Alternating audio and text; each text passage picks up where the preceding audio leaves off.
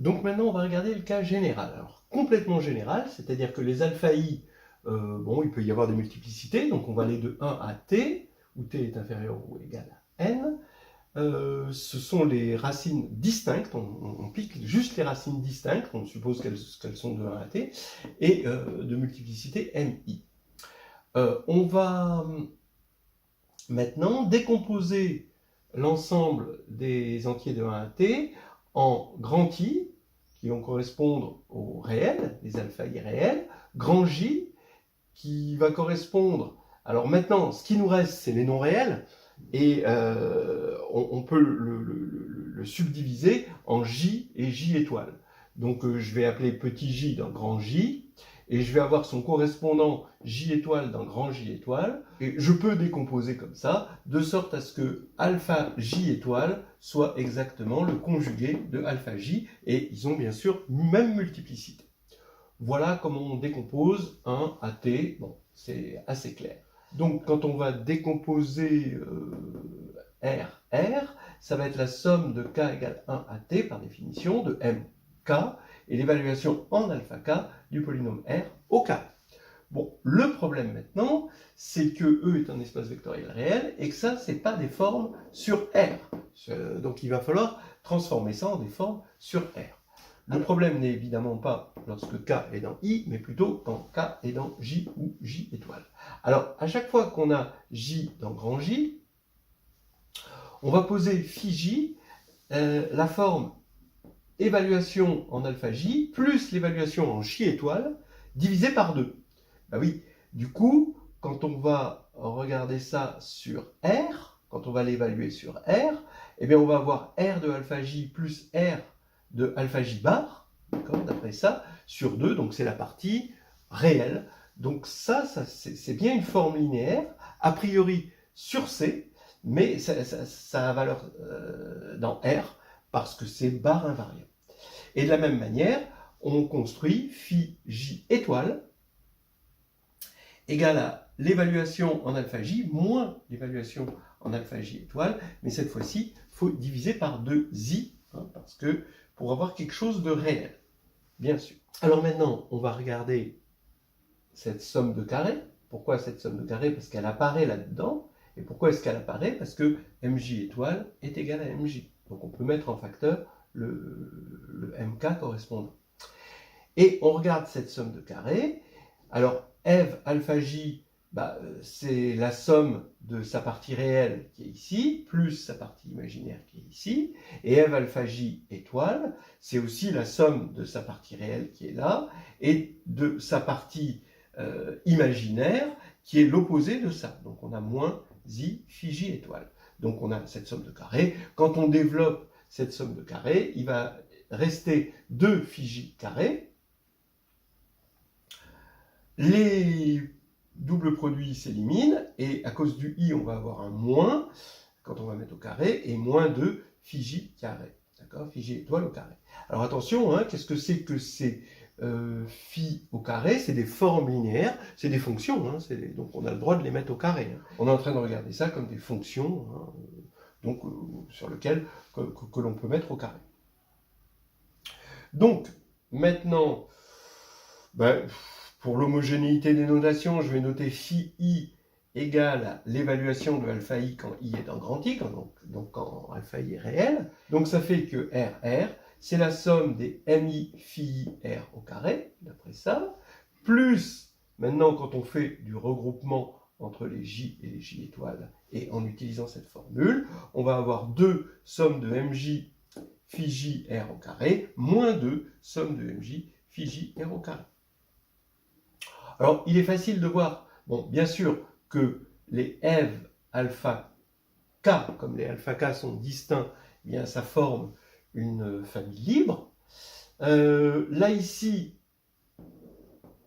les phi J et phi J étoile, ici, ça forme une famille libre, parce qu'on fait une combinaison inversible. On peut retrouver F alpha J et F alpha J étoile à partir des phi J et phi J étoile.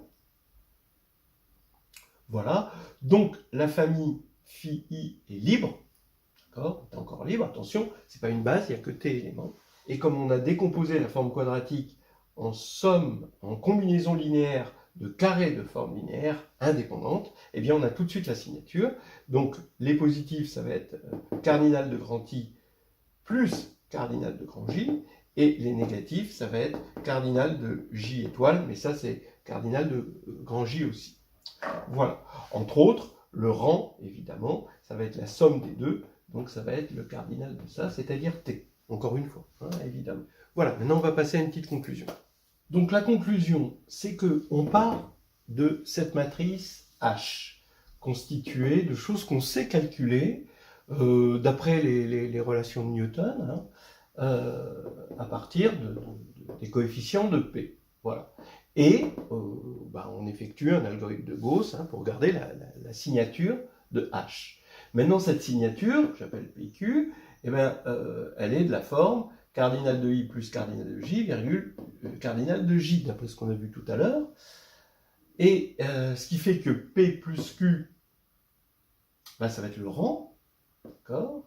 Et ça, on a vu que le rang, c'est le nombre de racines distinctes de P, hein, puisque c'est le nombre de racines réelles plus le nombre de racines non réelles. Hein. Et P moins Q, eh bien là, en faisant P moins Q, on élimine le cardinal de J, donc c'est exactement le cardinal de I, et donc c'est le nombre de racines distinctes, hein, toujours distinctes, réelles. Voilà.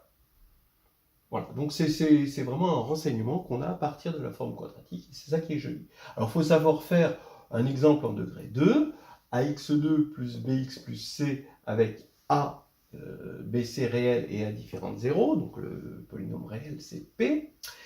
Eh bien, S0, ben, ça va être 1 plus 1, donc c'est la somme des puissances 0 des racines, donc ça fait 2. S1, c'est alpha 1 plus alpha 2, c'est moins B sur A, c'est bien connu. S2, c'est alpha 1 carré plus alpha 2 carré.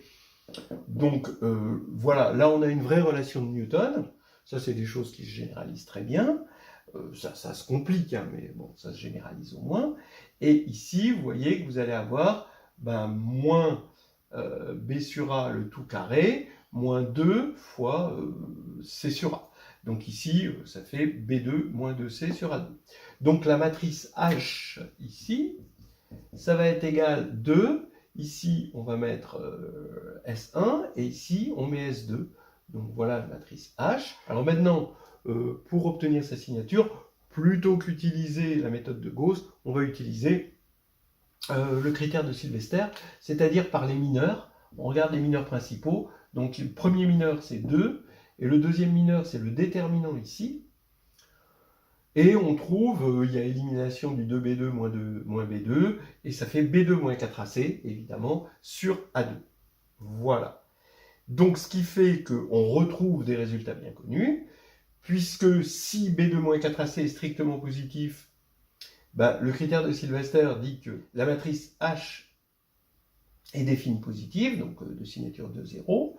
Si le discriminant est négatif, donc ça c'est négatif, donc on a un positif, un négatif, donc ici ça fait 1, 1. Et si c'est nul, alors on a une matrice de rang 1, mais avec au moins ici un truc positif, donc la signature c'est 1, 0.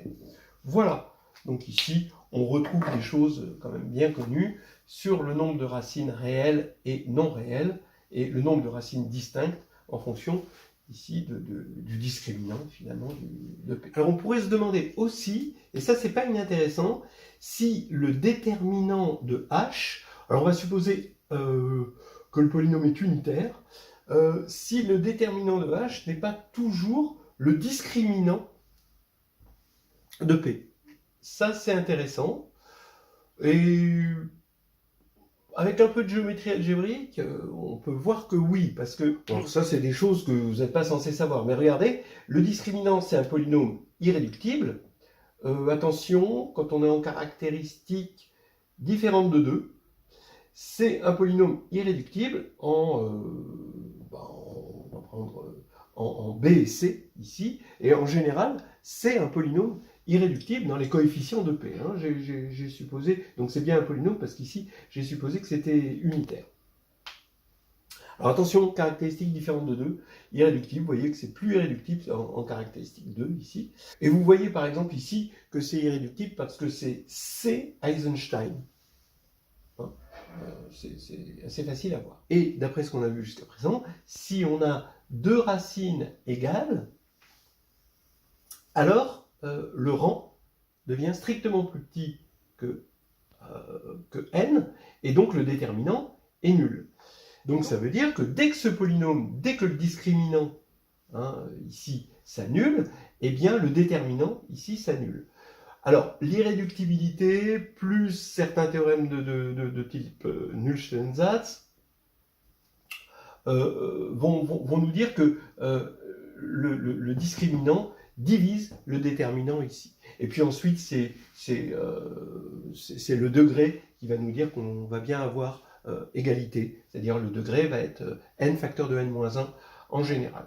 Voilà, bon, c'est des petites choses que vous pouvez regarder sur un coin de table, mais bon, là c'est la partie complètement hors programme, et il est temps de s'arrêter là, sinon ça va dégénérer.